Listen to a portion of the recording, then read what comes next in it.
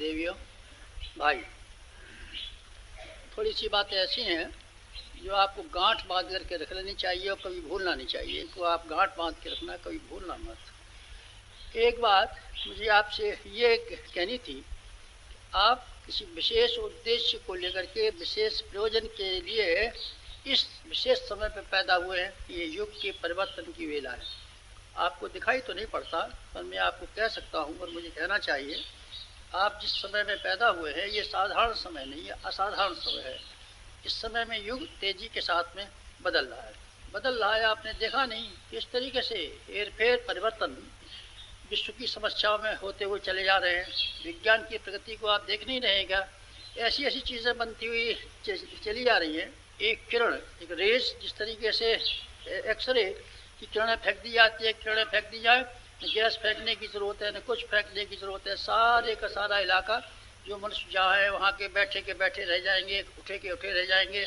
चलने फिरने के लिए कोई मौका नहीं आएगा। ऐसे ऐसे वैज्ञानिक हथियार तैयार हो रहे हैं कि दुनिया का सफाया करना हो तो बहुत जल्दी सफाया हो सकता है। विनाश की दिशा में विज्ञान के बढ़ते हुए चरण इस तेजी से बढ़ रहे हैं कि अगर चाहे तो एक खराब दिमाग का मनुष्य सारी दुनिया को, इस सुंदर वाले भूमंडल को, इसको बनाने में लाखों वर्ष तक मनुष्य को श्रम करना पड़ा, इसका सफाया किया जा सकता है। आज ऐसा वक्त है। इंसान जितना घटिया होता चला जाता है, घटिया आदमी इतना पहले कभी नहीं हुआ था। दुनिया के पर्दे में इतिहास ये बताता है कि मनुष्य इतना घटिया आदमी कभी नहीं हुआ। आदमी समझदारी के हिसाब से बढ़ रहा है, विद्या उसके पास ज़्यादा आ रही है, समझदारी ज़्यादा आ रही है, पैसा ज़्यादा आ रहा है, अच्छे मकान ज़्यादा आ रहे हैं, सब चीज़ ज़्यादा आ रही है। पर ईमान के हिसाब से और दृष्टिकोण के हिसाब से आदमी इतना कमज़ोर, इतना घटिया, इतना स्वार्थी, इतना चालाक, इतना बेईमान, इतना कृपण होता हुआ चला जा रहा है कि मुझे शक है इतना ठग होता चला जाता है आदमी। ठग इस जमाने का आदमी, मुझे ऐसा मालूम पड़ता है कि यही ठगी और यही कृपणता और यही स्वार्थपरता जो आज हमारे और आपके ऊपर हावी हो गई है। तो इसी हिसाब से, इसी क्रम से चली, एक आदमी दूसरे आदमी को जिंदा निकल जाएगा। आदमी को अपनी छाया पर विश्वास नहीं रहेगा कि मेरी छाया है कि नहीं और ये मेरी छाया मेरी सहायता करेगी कि नहीं।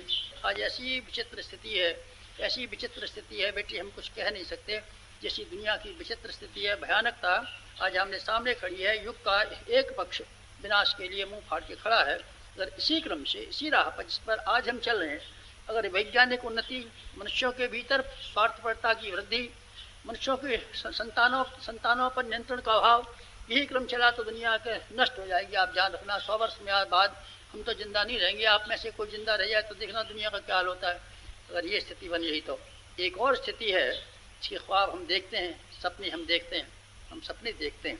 हमारे सपनों की दुनिया बड़ी खूबसूरत दुनिया है। ऐसी दुनिया है जिसमें कि प्यार भरा हुआ है, मोहब्बत भरी हुई है, विश्वास भरे हुए हैं, एक दूसरे की सहकार भरा हुआ है, एक दूसरे की सेवा भरी हुई है। कितनी मीठी, कितनी मधुर दुनिया है हमारे दिमाग में घूमती है। अगर हमारे सपने कदाचित साकार हो गए तो ये बढ़ा हुआ विज्ञान, ये बढ़ा हुआ धन, ये बढ़ी हुई विद्या, ये बढ़ी हुई सुविधाएं आदमी के लिए, मैं सोचता हूँ कि स्वर्ग के वातावरण को उतार करके ज़मीन पर ले आएंगी। हजारों लाखों वर्षों पूर्व न सड़कें थी, न बिजली थी, न रोशनी थी, न टेलीफोन था, न डाकखाना था, न कुछ भी नहीं था। ऐसे अभाव के ज़माने में स्वर्गीय ज़िंदगी जिया करते थे।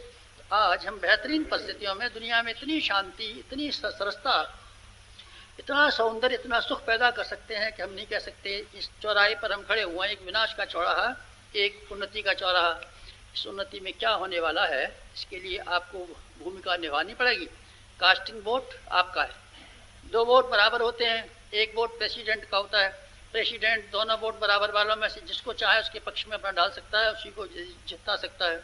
आप लोग बैलेंसिंग पावर में, आप चाहें तो वोट अपना उसकी ओर डाल सकते हैं जो पक्ष विनाश की ओर जा रहा है। आप चाहें तो अपना वोट उसके पक्ष में डाल सकते हैं जो सुख और शांति लाने के लिए जा रहा है। मैं सोचता हूँ आपको ऐसा ही करना चाहिए, सुख शांति के लिए अपना वोट डालना चाहिए। और आपको अपनी वर्तमान ज़िंदगी जानवरों की तरीके से नहीं काटनी चाहिए।